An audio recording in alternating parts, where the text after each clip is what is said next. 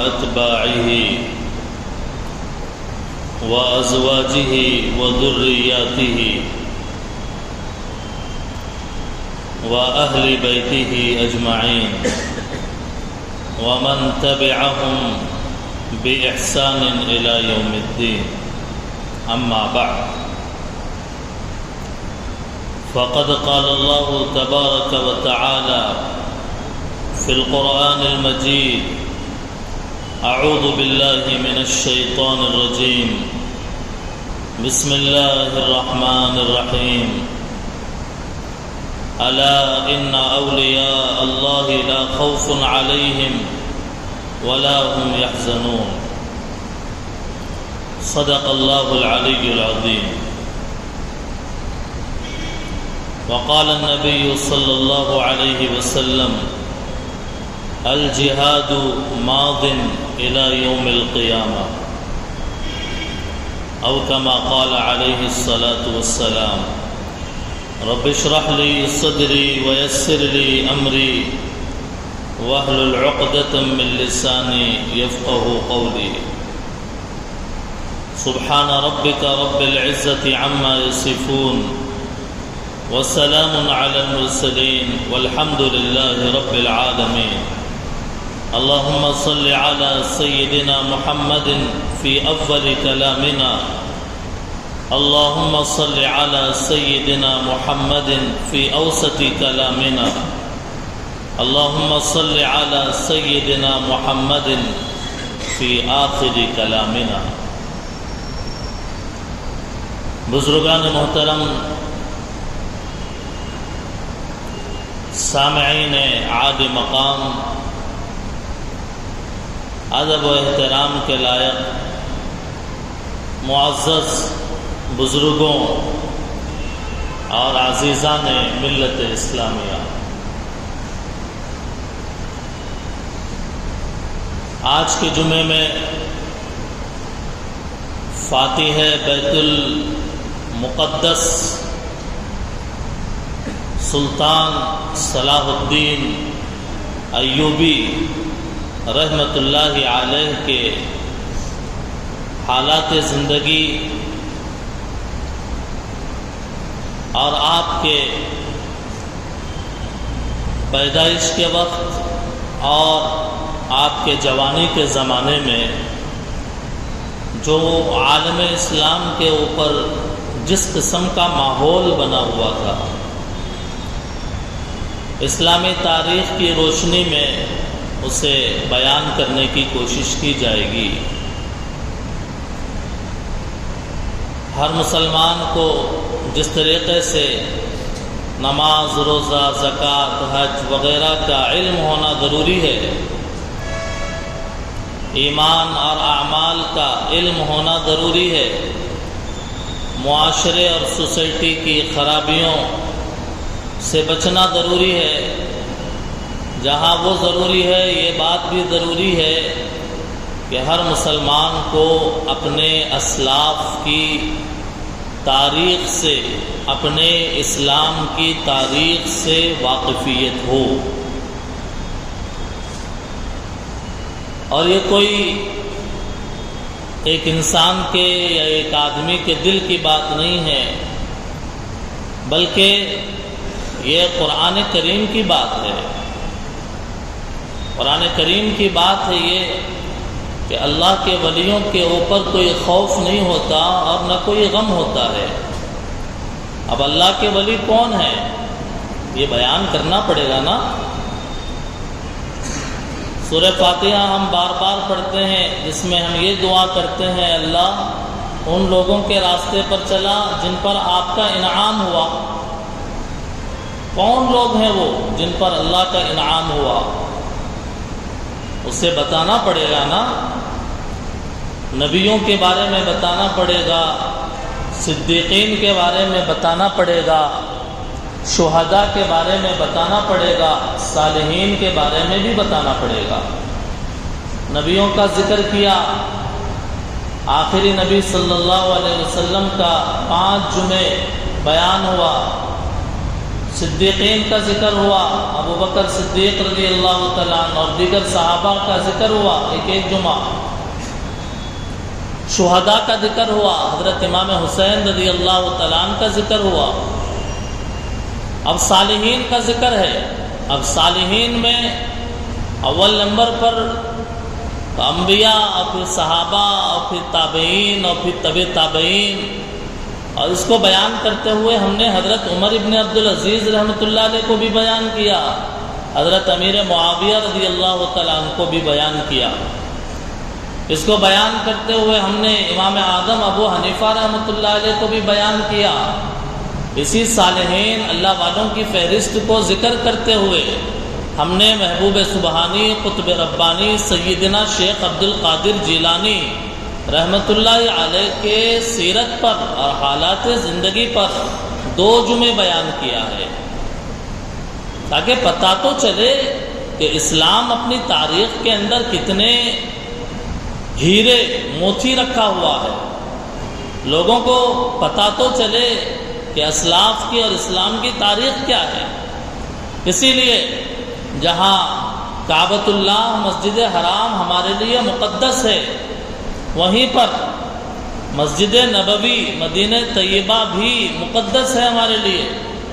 جہاں مکۃ المکرمہ اور مدینہ منورہ کی عظمت مسلم ہے، وہیں پر یہ بات بھی مسلم ہے کہ مسجد اقصیٰ جو فلسطین میں ہے، بیت المقدس جسے کہا جاتا ہے، 2 طرح سے پڑھا گیا، بیت المقدس بھی کہا جاتا ہے، بیت المقدس بھی کہا جاتا ہے، دونوں صحیح ہے۔ بہرحال مسجد اقصیٰ کی تاریخ کا علم بھی ہونا ضروری ہے کہ ہمارا قبلہ خانہ کعبہ ہے، لیکن خانہ کعبہ کے قبلہ بنائے جانے سے پہلے حضور صلی اللہ علیہ وسلم نے 16-17 مہینے بیت المقدس کی طرف رخ کر کے نماز پڑھا ہے، مسجد اقصیٰ کی طرف رخ کر کے نماز پڑھا ہے۔ تو ہمیں پتہ چلنا چاہیے مسجد اقصیٰ کی تاریخ کیا ہے، کیا تاریخ ہے مسجد اقصیٰ کی، کن لوگوں نے اس کو ہڑپ کیا اور کن لوگوں نے اس کے اوپر قبضہ جمایا، اور کس زمانے کے اندر اس کے اوپر اسلام کا فتح کا جھنڈا لہرایا گیا۔ حضرت عمر رضی اللہ تعالیٰ عنہ کی سیرت بیان کرتے ہوئے ہم نے کہا تھا کہ حضرت عمر رضی اللہ تعالیٰ عنہ کے دور میں جب مصر کی فتح ہوئی تو اس کے بعد مصر کے فتح کرنے والے فاتحین مصر نے مزید پیش قدمی کرتے ہوئے فلسطین ملک شام میں اور بیت المقدس کو بھی فتح کیا انہوں نے، اور جس کی فتح کے لیے حضرت عمر رضی اللہ تعالیٰ عنہ خود چل کے آئے، اور جب بیت المقدس کی طرف جا رہے تھے تو حضرت عمر رضی اللہ تعالیٰ عنہ اونٹ کی نکیل پکڑے ہوئے تھے، ان کا غلام اونٹ کے اوپر سوار تھا۔ اس کو بیان کیا گیا، اب پھر سے ریپیٹ کرنا نہیں ہے، بس اشارہ کرنا مقصد ہے۔ بیت المقدس اس وقت میں فتح ہوا، اور آپ اپنے ذہن میں یہ بات رکھیں، اچھی طرح سے یہ بات رکھیں کہ اسلام کی اپنی 1400 سالہ تاریخ ہے۔ آج کے ڈیٹ میں اسلام کا جو سن ہجری ہے 1444 ہجری چل رہی ہے، 1444 ہجری چل رہی ہے۔ یہ پوری 1444 سالہ تاریخ مسلمانوں کے پاس محفوظ ہے۔ یہ پوری 1400 سالہ تاریخ کے ورثے کے اندر کون کون اللہ والے، کون کون سلاطین اور بادشاہ وقت آئے ہیں، محفوظ ہے۔ ضرورت ہے اسے پڑھنے کی، ضرورت ہے اپنے چھوٹے ہوئے ورثے کو لینے کی، اپنے چھوٹی ہوئی وراثت کو لینے کی اور اسے پڑھنے کی ضرورت ہے۔ آج مصیبت یہ کہ لوگ پڑھتے نہیں ہیں، لوگوں کو پڑھنے کا بالکل جذبہ نہیں اور شوق نہیں، اسٹڈی کرنے کا، ریسرچ کرنے کا۔ ایک آدھ کتاب پڑھ لیا، وہ بھی ناول قسم کی۔ ناول نگار تو مرچی مسالہ لگا کر تاریخ کی حقیقتوں کو بس تھوڑے مقدار میں بیان کرتا ہے۔ یہ جو ناول افسانہ نگار ہوتے ہیں اس کے اندر قصہ کہانیاں بنائی جاتی ہے، عشقیہ کہانیاں گھسیڑی جاتی ہے اس میں، اور جناب عورت کو، شراب کو، کباب کو ناولوں میں ڈال کر ایسا مرغ مسلم کی طرح لذیذ اسے بنایا جاتا ہے۔ اب پڑھنے والا پڑھتا ہے سبحان اللہ کیا لکھا ہے، اور اس کے اوپر اتنی موٹی موٹی جلدیں ناول کی لکھی جاتی ہیں، اسے پڑھتا ہے۔ لیکن اسلام کی جو حقیقی تاریخ ہے میں آپ کو ذمہ داری دیتا ہوں، اور آپ میں سے جو حضرات پڑھنے کا شوق رکھتے ہیں وہ پڑھیں۔ ابو الحسن علی ندوی رحمۃ اللہ علیہ کی کتابیں 5-6 جلدوں میں ہیں، تاریخ دعوت و عزیمت، تاریخ دعوت و عزیمت، کہ جس کے اندر خلافت کے زمانے سے لے کر جس میں اولیاء کی تاریخ اور اللہ والوں کی تاریخ، سلاطین کی تاریخ کو جس کے اندر ذکر کیا گیا ہے۔ میرے دوستوں، پڑھنا اس لیے ہے کہ علم حاصل ہو۔ اگر آدمی کے پاس علم نہیں ہوگا تو جہالت ہوگی، اور جب جہالت ہوگی تو وہ آگے ترقی نہیں کر سکے گا۔ علم تو روشنی ہے، علم تو روشنی ہے، اور روشنی کے مقابل میں اندھیرا ہے۔ علم نہیں ہے تو اندھیرا ہے، اندھیرے میں آدمی نہیں چل پائے گا۔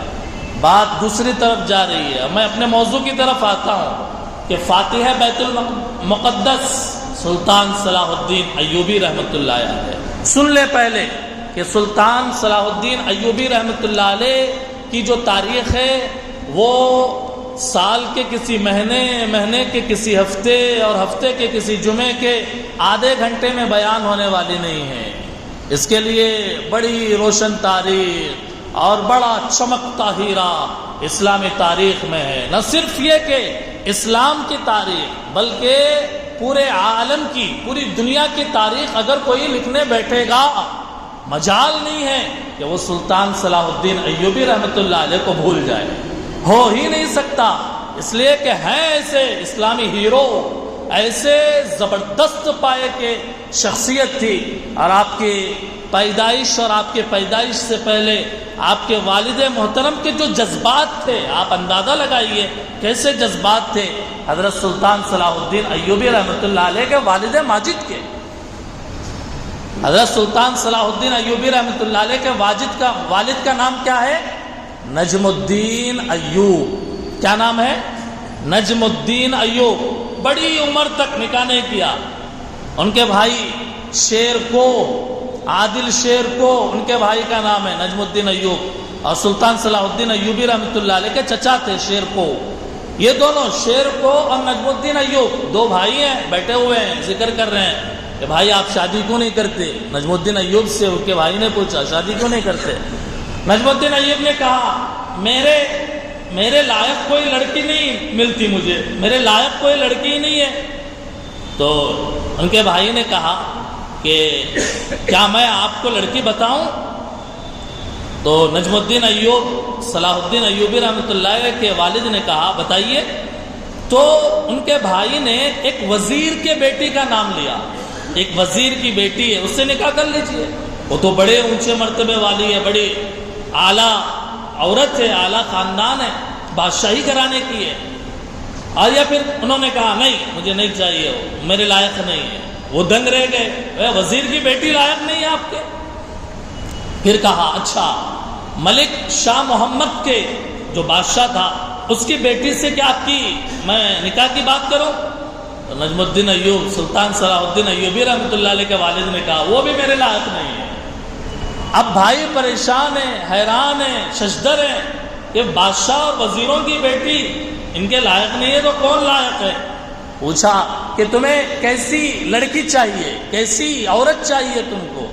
صلاح الدین ایوبی کے والد نے کہا مجھے ایسی لڑکی چاہیے، مجھے ایسی عورت چاہیے جو میرا ہاتھ پکڑ کر مجھے جنت میں لے جائے، جو میرا ہاتھ پکڑ کر مجھے جنت میں لے جائے، اور اس سے ایسی نیک عورت ہو کہ اس سے ایک بچہ پیدا ہو کہ جو بچہ یہ صہاینہ عیسائیوں سے بیت المقدس کو فتح کر کے لائے، ملک شام میں مسجد اقصیٰ کو فتح کر کے لائے، ایسا مجاہد چاہیے۔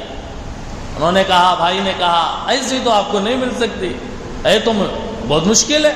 کہا ان کے نجم الدین ایوب نے کہا ناممکن تو نہیں ہے نا، ممکن تو ہے، میں اسی انتظار میں ہوں۔ یہ جذبہ تھا ایک باپ کا۔ پتہ یہ چلتا ہے کہ ماں باپ کے جذبات جو ہونا چاہیے اپنی اولاد کے لیے بڑے اعلیٰ اور عمدہ ہونا چاہیے، اپنی اولاد کے لیے بڑے اعلیٰ جذبات ہونا چاہیے کہ میں اپنی اولاد کو اللہ کے دین کا مجاہد بناؤں گا، میں اپنی اولاد کو اللہ کے دین کا سرفروش بناؤں گا، میں اپنی اولاد کو دین محمدی کے لیے مر مٹنے والا بناؤں گا۔ یہ جذبہ ایک اولاد کا ہونا چاہیے، یہ سبق ملتا ہے اس سے۔ چنانچہ نجم الدین ایوب ایک مرتبہ، صلاح الدین ایوبی رحمۃ اللہ علیہ کے والد، ایک مرتبہ کسی مسجد کے مولانا کے پاس عراق کے شہر تکریت ایک علاقہ ہے عراق کا، وہاں پر بیٹھے ہوئے تھے، ان کے پاس جا کر بیٹھے ہوئے تھے، بیٹھتے تھے علماء کی صحبت میں بیٹھتے تھے، جا کر بیٹھے ہوئے تھے، بات چیت کر رہے تھے۔ اتنے میں پردے میں ایک عورت آئی، تو شیخ نے کہا کہ ذرا ٹھہریے میں ان سے بات کر لوں۔ ان کو وہیں پہ بٹھایا صلاح الدین ایوبی کے والد کو، اور شیخ ادھر عورت کی طرف متوجہ، لڑکی کی طرف متوجہ ہوئے، کہا کہ کیا بات ہے؟ کہا کہ وہ رشتہ مجھے پسند نہیں ہے جو آپ نے بھیجا ہے۔ شیخ نے کہا اتنا اچھا نوجوان، اتنا خوبصورت نوجوان، یہ جو رشتہ میں نے تمہارے لیے بھیجا تھا تم کو پسند نہیں آیا؟ پھر تمہیں کون سا رشتہ پسند ہے؟ اب شیخ جو ہے اس لڑکی سے بات کر رہے ہیں اور نجم الدین ایوب وہاں بیٹھے ہوئے سن رہے ہیں اور یہ بات کر رہے ہیں کہ کیسا لڑکا چاہیے۔ ادھر سے اس عورت نے، اس لڑکی نے کہا مجھے ایک ایسا لڑکا چاہیے کہ جو مجھے میرا ہاتھ پکڑ کر جنت میں لے جائے، اور پھر مجھے ایسی اولاد اس سے ملے کہ جو بیت المقدس کو فتح کرے۔ جو نیت، جو جذبہ صلاح الدین ایوبی رحمۃ اللہ علیہ کے باپ کا تھا کہ جس کا اظہار انہوں نے اپنے بھائی کے سامنے کیا، وہی نیت، وہی جذبہ، بعینی وہی الفاظ تاریخ نے نوٹ کیے ہیں، تاریخ کی کتابوں میں نوٹ کیے ہیں، وہی جذبہ اس لڑکی کے اندر بھی تھا۔ نجم الدین ایوب تک آواز پہنچ رہی تھی، سن رہے تھے۔ حضرت شیخ سے کہا انہوں نے، نجم الدین ایوب نے کہا کہ میرا اس سے نکاح کرا دیجئے، میری بھی نیت یہی ہے کہ ایسی عورت چاہیے کہ جو میرا ہاتھ پکڑ کر مجھے جنت میں لے جائے، اور مجھ سے ایسی اولاد اس سے پیدا ہو کہ جو بیت المقدس کو فتح کرائے۔ چنانچہ شیخ نے بات کرایا اور کہا کہ نجم الدین ایوب تم تو بڑے اعلیٰ امیر گھرانے کے آدمی ہو، اور تم فوج کے گویا کے سپہ سالار ہو تم، اور یہ لڑکی تمہیں معلوم ہے کون ہے؟ یہ ایک بستی کی غریب گھرانے کی فقیر لڑکی ہے، یہ بستی کے غریب گھرانے کی فقیر لڑکی ہے۔ آپ نے کہا، صلاح الدین ایوبی کے باپ نے کہا کہ ہاں مجھے مال سے کوئی لینا دینا نہیں ہے، مجھے ایسی جذبے والی لڑکی چاہیے کہ جو جذبہ اس کے اندر ہے۔ چنانچہ ان کا نکاح ہو گیا، اور اس کے بعد تاریخ اپنی کتاب تحریر کر رہا تھا، اور تاریخ کے اندر پھر وہ دن آیا کہ جس دن دنیا کے اندر صلاح الدین ایوبی رحمۃ اللہ علیہ جیسا عظیم المرتبت، جو نبی صلی اللہ علیہ وسلم کے امت کا ایک گویا کرامت اور معجزہ تھی، جو امت کے اندر آیا کہ جس نے پوری دنیا اور مصر، یمن، حجاز، عراق اور ملک شام و فلسطین اور پوری ممالک عربیہ کے اندر وہ جھنڈا اسلام کا لہرایا کہ جس جھنڈے کے نیچے آنے کے بعد بیت المقدس کی فتح نصیب ہوئی۔ بزرگوں اور دوستوں، یہ شخصیت ہے حضرت صلاح الدین ایوبی رحمۃ اللہ علیہ کی بڑی متقی، بڑے پرہیزگار اور بڑے عبادت گزار، اور عیش و عشرت سے منہ موڑنے والے، شراب سے، کباب سے، عورتوں کے عشقوں سے بالکل لاپرواہ، اور صرف ان کی زندگی کا ایک ہی مقصد، وہ مقصد ہے کہ میں اپنے زندگی کا میرا ایک ہی مقصد ہے کہ میں بیت المقدس کو فتح کروں۔ میرے زندگی کا ایک ہی مقصد ہے، میرا جینا، میرا مرنا، میرا اٹھنا، میرا بیٹھنا، اس کا ایک ہی مقصد ہے کہ میں بیت المقدس کو فتح کروں۔ ہر آدمی کو اپنے زندگی کا ایک مقصد بنانا چاہیے۔ آج امت کے پاس اپنے جینے کا کوئی مقصد نہیں ہے۔ جی روزانہ صبح اور شام ہوتی ہے، دکان و کاروبار و ملازمت ہوتی ہے اور زندگی گزر رہی، جینے کا، زندگی کا کیا مقصد ہے؟ میں اپنے زندگی میں کیا اچھا کروں، میں اپنے زندگی میں ایسا کیا کروں کہ جس سے میرا نام گویا روشن ہو، اور میں اللہ کے پاس بھی ایک عام انسان کی طرح نہیں، ایک مجاہد، ایک سپہ سالار اور ایک اعلیٰ انسان کی طرح میں جیوں۔ ایک مقصد بنانا چاہیے۔ میں ایک اچھا داعی بنوں، میں ایک اچھا اللہ والا بنوں، میں ایک اچھا مسلم بنوں، میں امت کا خدمت گزار بنوں، میں امت کے لیے ایک اچھا انسان بن کر ثابت ہو جاؤں۔ ایک جذبہ، ایک ٹارگٹ، ایک منصوبہ ہونا چاہیے انسان کے پاس۔ چنانچہ سلطان صلاح الدین ایوبی رحمۃ اللہ علیہ کے زندگی کا مقصد یہ تھا کہ میں بیت المقدس کو فتح کروں. دوستوں اور بزرگوں، حضرت صلاح الدین ایوبی رحمۃ اللہ علیہ کا نام صلاح الدین نہیں بلکہ یوسف ہے. آپ کا نام کیا ہے؟ یوسف. صلاح الدین لقب ہے. صلاح الدین کیا ہے؟ لقب ہے. لقب سے آپ مشہور ہو گئے. ایسا ہوتا ہے کہ اصل نام کبھی کبھی زیادہ سامنے نہیں آتا، بلکہ لقب کے ذریعے سے آدمی کیا ہو جاتا ہے؟ مشہور ہو جاتا ہے. آپ کے والد کا نام نجم الدین ایوب 1138 عیسوی میں، یہ 2023 چل رہا ہے، تو 1138 عیسوی میں آپ پیدا ہوئے. 1193 میں آپ کی وفات ہوئی. 55 سال عمر پائی. بچپن اور ابتدائی زندگی میں ایک عام انسان تھے. بچپن میں کوئی بڑے ہونا کہ آگے چل کر یہ انسان بہت بڑا ہوگا اور بہت بڑا کارنامہ انجام دے گا، ایسی کوئی علامت بچپن میں ظاہر نہیں ہوئی. آپ کے انقلابی ہونے کی کوئی علامت ظاہر نہیں ہوئی. ابتدا میں ایک فوجی تھے اور نور الدین زنگی رحمت اللہ علیہ، یہ بھی بڑی شخصیت تھی. ابھی اس کی تاریخ میں بتاؤں گا. نور الدین زنگی رحمت اللہ علیہ جو فوج کے بڑے افسر تھے، ان کی فوج کے اندر یہ بھی ایک فوجی بن کر گویا اپنی پوری زندگی کے اندر، اپنے پورے زندگی میں تقریباً مورخین کہتے ہیں کہ 20 سال کے زمانے میں، 20 سال میں آپ نے 100 جنگیں لڑی ہیں. 100 جنگیں آپ نے لڑی ہے، مقابلہ کیا ہے. مصر، شام، عراق، یمن، حجاز اور دیگر علاقوں کو فتح کرتے ہوئے چلے گئے. اب آئیے، ایک مختصر سا خاکہ تھا صلاح الدین ایوبی رحمۃ اللہ علیہ کے تعلق سے جو ابتدائی طور پر میں نے عرض کیا ہے. اب سمجھنا ہے ہم کو، اب سمجھنا ہے یہ بات کہ صلاح الدین ایوبی رحمۃ اللہ علیہ کے زمانے سے حضور کے زمانے تک کیا سلسلہ تھا، اور صلاح الدین ایوبی کیسے زمانے میں پرورش پر، ان کے بیک گراؤنڈ میں، ان کے پس منظر میں کون سی حکومت تھی اور حکومت کی کیا صورتحال بنی ہوئی تھی. میرا ارادہ تھا کہ ایک جمعے میں صلاح الدین ایوبی رحمۃ اللہ علیہ کی بات کو نمٹاؤں، لیکن بہت مشکل لگتا ہے کہ آج کے جمعے میں وہ پوری ٹاپک آئے. اس لیے اگر اللہ نے توفیق دیا تو اس جمعہ اور آئندہ جمعہ بھی انشاءاللہ اس عنوان کے اوپر بیان کریں گے. بہرحال صلاح الدین ایوبی رحمۃ اللہ علیہ کے زمانے سے پہلے کون سی حکومت تھی؟ اس سے پہلے کون سی حکومت تھی؟ ابتدا سے لیتے ہیں. حضور صلی اللہ علیہ وسلم کے بعد خلافت راشدہ کا دور ہے، 4 خلیفہ اس کا دور ہے. اس کے بعد حضرت امیر معاویہ بادشاہ بنتے ہیں اور امیر بنتے ہیں.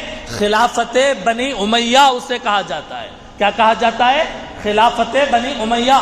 خلافت بنی امیہ تقریباً میرے خیال میں 100 سال سے کچھ زیادہ عرصہ 139 ہجری کہ اس کے آس پاس تک خلافت بنی امیہ کی حکومت تھی. اور اس کے بعد خلافت بنی امیہ کے بعد خلافت عباسیہ جس میں ہارون رشید، مامون رشید وغیرہ کے جو قصے آپ سنتے ہیں، تو یہ خلافت عباسیہ کا دور ہے اور 300-400 بلکہ 500 سال تک ان کی حکومت رہی. اور خلافت عباسیہ کے بعد سلاجقہ کی حکومت آئی. جی سلاجقہ جیسے امویہ ایک خلافت کا نام ہے، عباسیہ ایک بادشاہت کا نام ہے، ایسے ہی ملوک سلاجقہ یہ بھی ایک بادشاہت کا نام ہے. اس کے اندر بھی بڑے بڑے بادشاہ گزرے ہیں اور سب مسلمان تھے. یہ پوری اسلامی حکومت تھی جو حضرت صلاح الدین ایوبی رحمۃ اللہ علیہ کے زمانے تک چلتی ہوئی کھچی ہوئی آ رہی تھی. اب رکیے یہیں پر. اب سلاجقہ کے جو بادشاہ ہوئے ہیں، جب کوئی حکومت گرنے لگتی ہے اس کے اندر باہمی خانہ جنگی شروع ہو جاتی ہے. خانہ جنگی کا مطلب یہ ہے کہ مسلمان خود مسلمان سے لڑے، مسلمان خود مسلمان سے لڑے، مسلمان بادشاہ خود اپنے مسلمان بادشاہ سے لڑے، تب زوال آتا ہے. امت لڑائی لڑے گی. اگر مسلمان ہو کر اپنے بھائی سے ہم دست و گریبان ہوں گے اور اپنے بھائیوں سے ہی لڑتے رہ جائیں گے، پھر یہ امت کا زوال پکا ہے. جتنی حکومتیں گری ہے وہ خانہ جنگی کی وجہ سے گری ہے، خانہ جنگی کی وجہ سے. چنانچہ حضرت سلطان صلاح الدین ایوبی رحمۃ اللہ علیہ کے زمانے کے اندر جو بادشاہ تھے سلاجقہ کے وہ باہم لڑ پڑے، اور جب یہ لڑنے لگے بادشاہ تو عیسائیوں نے، عیسائی لفظ ابھی میں نے استعمال کیا، اب آگے استعمال نہیں کروں گا میں، یہ بتانے کے لیے کہ عیسائی کے لیے تاریخ میں جو لفظ استعمال کیا گیا ہے وہ ہے صلیبی۔ کیا لفظ ہے وہ؟ صلیبی، صلیبی، اور دوسرے صہاینی، صہاینہ سے عیسائی مراد اور صلیبیوں سے یہودی مراد۔ بہرحال صہاینہ حضرت عیسیٰ علیہ السلام کو ماننے والے، ان کو مسلمانوں سے ایک لمبے زمانے سے پریشانی تھی۔ کیوں؟ اس وجہ سے کہ عمر فاروق رضی اللہ تعالیٰ عنہ کے دور میں ملک شام فتح کر لیا گیا اور عیسائیوں کی مقدس مقامات ملک شام فلسطین کے اندر تھے۔ بیت اللحم، بیت اللحم ایک جگہ کا نام ہے۔ کون سی جگہ ہے وہ؟ جہاں پر حضرت عیسیٰ علیہ السلام کی پیدائش ہوئی، اس جگہ کا کیا نام ہے؟ بیت اللحم۔ بیت اللحم کے اندر پیدائش ہوئی اور عیسائی اس کو مبارک محترم تصور کرتے تھے، لیکن یہ کہ عمر فاروق رضی اللہ تعالیٰ عنہ کے دور میں جب فتوحات ہوئی، یہ پورے ممالک اور پورا بیت اللحم بھی، ملک شام اور فلسطین بھی مسلمانوں کی حکومت کے تحت آ گیا۔ اب عیسائی نظر اور صہاینہ نظر گاڑے ہوئے تھے کہ کب مسلمان کمزور ہو جائے اور ہم حملہ کر دیں، ہم حملہ کر کے بیت المقدس کو بھی اپنے پنجے میں لے لیں، اپنے ہاتھوں میں لے لیں، اور اسی طریقے سے اس بیت اللحم کو جو ہمارے لیے بڑی مقدس جگہ ہے، عیسائی عیسیٰ علیہ السلام کو مانتے ہیں اور عیسیٰ علیہ السلام کی پیدائش کا مقام بیت اللحم ہے، اس کو لینا چاہتے تھے وہ۔ جب یہ بادشاہ لڑ پڑے سلاجقہ کے، انہوں نے دیکھا موقع اچھا ہے، موقع اچھا ہے کہ مسلمان سے لڑ رہا ہے، اب موقع اچھا ہے، اب حملہ کر دیتے ہیں۔ چنانچہ انہوں نے پلاننگ کی، اور اس زمانے میں تاریخ ہسٹری کے طالب علم کو معلوم ہوگا، ایک عیسائیوں کے اندر، صہاینہ کے اندر ایک خطیب، ایک مقرر گزرا ہے جس کا نام خطیب پطرس ہے، کہ یہ ایسا انسان تھا کہ اس نے اپنے ماننے والوں کے دماغوں میں بیت المقدس کو لے کر اور بیت اللحم کو لے کر ایسے دیوانہ پن ڈال دیا، ایسا جنونی بنا دیا، اور ایسا مذہبی اعتبار سے عیسائیوں کو جذبات کے اندر مبتلا کر دیا کہ اب عیسائی حملہ کرنے کے لیے تیار ہو گئے، صہاینہ حملہ کرنے کے لیے تیار ہو گئے۔ چنانچہ موقع دیکھتے ہوئے راہب جو عیسائی عالم تھا، پطرس کے بیانات سے متاثر ہو کر اس سارے لوگوں نے موقع دیکھ کر بیت المقدس کے اوپر بھی حملہ کیا، فلسطین کے اوپر بھی حملہ کیا، شام کے اوپر حملہ کیا، اس کے اندر توڑ پھوڑ مچائی، اس کے اندر لوگوں کا قتل عام کیا، اور مسلمانوں کے خون سے ہولی کھیلی گئی۔ دوستوں اور بزرگوں، ایسا قتل عام کیا، اور مسلمان بچوں کو، چھوٹے چھوٹے بچوں کو ان کی ٹانگیں پکڑ کر دیواروں سے دے مارتے تھے۔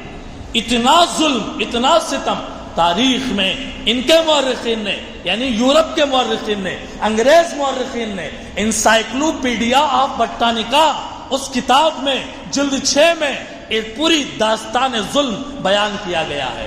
مسلمانوں کے بچوں کو ان کے پیروں سے پکڑ کر دیواروں پر مارا گیا، اور فصیل پر، اونچائی اور پہاڑ پر چڑھ کر وہاں سے نیچے یوں ہوا کے اندر لہرا کر پھینکا گیا۔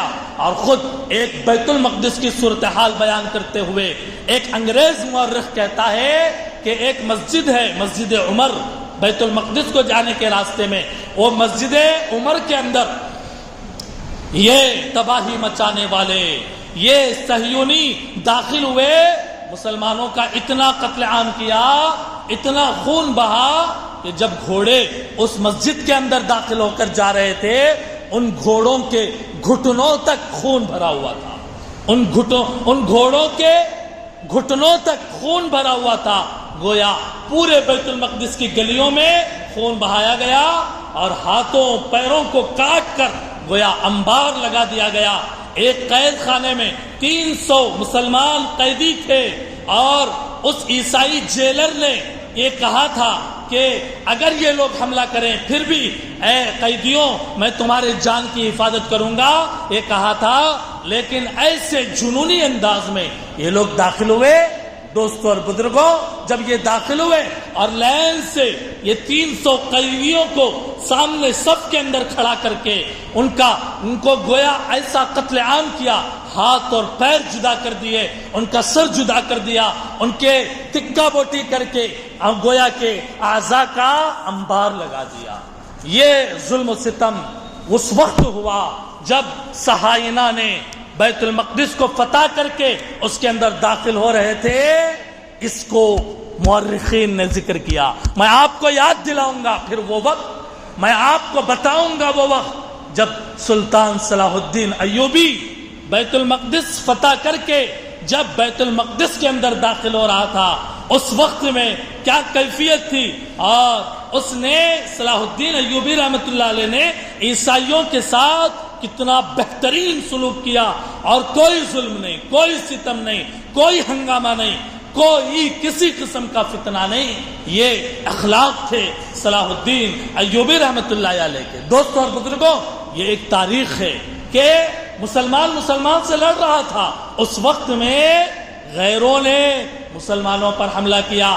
پیغام ہے، پیغام ہے، پیام ہے، پیام ہے، عبرت ہے، نصیحت ہے اس وقت کے امت مسلمہ کے لیے، مسلمانوں کے لیے، جو کلمہ پڑھنے والا، قرآن کو ماننے والا، رسول اللہ کو اپنا نبی ماننے والا اور تسلیم کرنے والا۔ پیغام ہے، یہ واقعہ بتاتا ہے، لوگوں، اے مسلمانوں، اگر تم ایک دوسرے سے لڑ پڑو گے اور جماعت بندی میں اور تنظیم بندی میں تم یہ اگر اختلافات جنم پیدا کر کے ایک دوسرے کے گریبان پہ ہاتھ ڈالو گے، پھر وہ وقت آئے گا کہ دشمن طاقتیں مسلمانوں کے اوپر حملہ کریں گے اور مسلمانوں کا گویا پورا وجود خطرے میں پڑ جائے گا۔